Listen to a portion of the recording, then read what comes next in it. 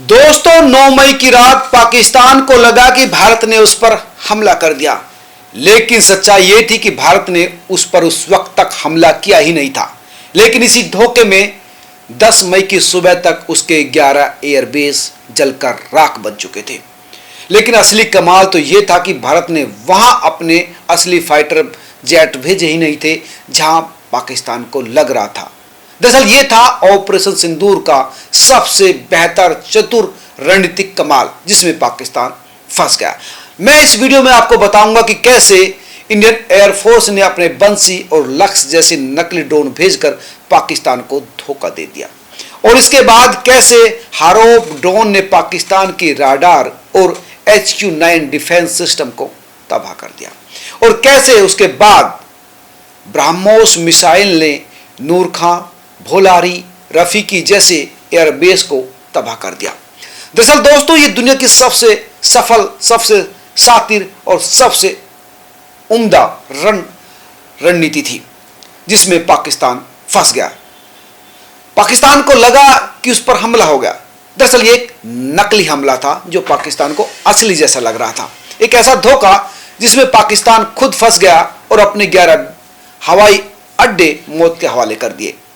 Operation सिंदूर भारत का ऐसा master plan जिसने न सिर्फ पाकिस्तान की हवाई ताकत को घुटनों पर ला दिया, बल्कि यह भी साबित कर दिया कि आज का भारत पहले वार का मास्टर बन चुका है, यानी जो वार करेगा उसमें ही जीतेगा।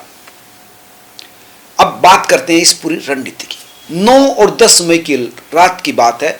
LOC के एक के बाद एक कुछ अजीब सी चीजें उड़ान भर रही थी। ना तेज आवाज कर रहे थे, ना धुएं की लकीर थी, मगर वो रडार पर ऐसे लग रहे थे जैसे भारत के सुकोई 30 हो, MKI हो, MiG-29 हो। और इसके बाद पाकिस्तान के HQ-9 सिस्टम अचानक एक्टिव हो जाता है। PFA के कंट्रोल रूम में एकदम हड़कंप मच जाता है। आदेश दिया जाता है स्क्रैम्बल द जेट, और पाकिस्तान लड़ाकू विमान हवा में उड़ जाते हैं। और इसके बाद असली खेल शुरू होता है। असली खतरा तो तब आता है। इसके बाद इंडियन एयरफोर्स अपना दांव चलती है, जो सबसे सफल हवाई रणनीतियों में गिना जाएगा। भारत ने जो ड्रोन भेजे थे, उन ड्रोनों का नाम मैं बता देता हूं। उनमें एक था हीट अभ्यास ड्रोन। यह विमान टेस्टिंग के काम आता है, मिसाइल टेस्टिंग के काम आता है ये जो ड्रोन है।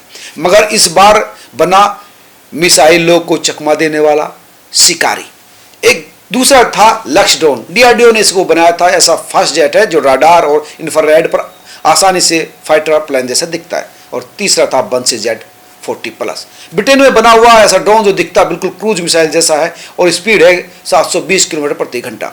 इन सभी को ऐसे भेजा गया था जैसे पाकिस्तान को लगा कि भारत ने उस पर एरियल अटैक लॉन्च कर दिया हो। इन नकली ड्रोन ने पाकिस्तान की HQ-9 मिसाइल सिस्टम को एक्टिव करवा दिया, और PF के फाइटर जेट्स जो है ने जो पाकिस्तान की जो वायुसेना, उसने अपने फाइटर प्लेन को फालतू इलाकों में भेज दिया इन ड्रोनों को नस्ता नबूद करने के लिए। और इसकी वजह से उसके राडार साइट, कमांड सेंटर की लोकेशन उजागर हो गई। पाकिस्तान सिस्टम ने मान लिया कि उन पर हमला हो चुका है, और यहीं से शुरू होता है असली खेल। पाकिस्तान के राडार ऑन हो गई। तब इंडियन एयरफोर्स ने अपना काम शुरू कर दिया।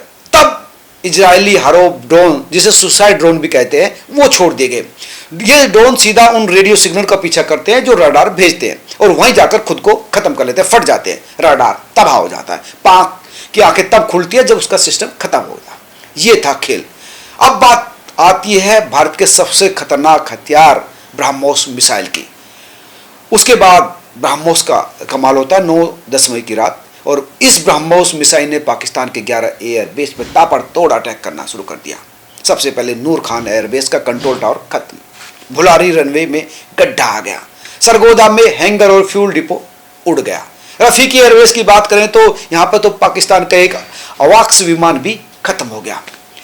कुल 15 ब्रह्मोस मिसाइल पाकिस्तान पर भेजी गई थी। 15 की 15 ने कमाल कर दिया, पाकिस्तान के सपनों की जमीन को खंडर में बदल दिया।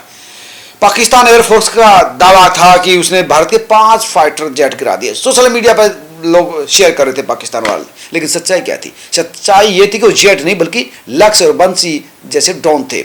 जिसे पाकिस्तानी एयरफोर्स ने ड्रोन और सुखोई एयर समझकर मार गिराया और खुद को शाबाशी दी। ये था भारत का माइंड गेम, जहां दुश्मन को यकीन दिलाया गया कि असली हमला हो गया, लेकिन असली हमला तो बाद में हुआ, जिसने पाकिस्तान की हवाई सुरक्षा की बिल्कुल पुंगी बजा दी।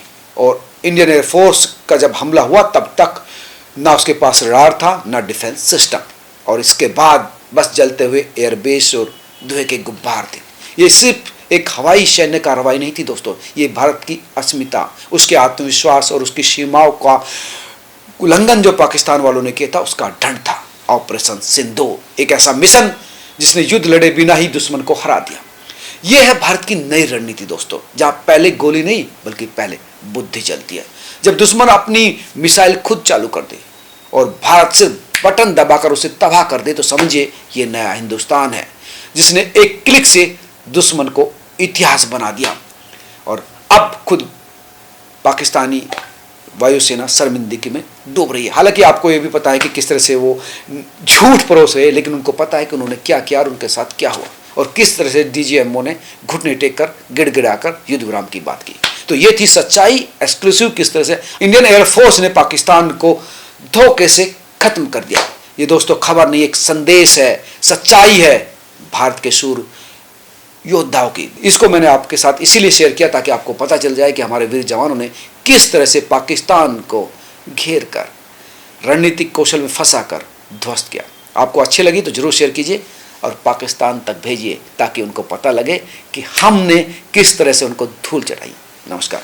अच्छी लगी तो कमेंट करके जरूर बताना। धन्यवाद।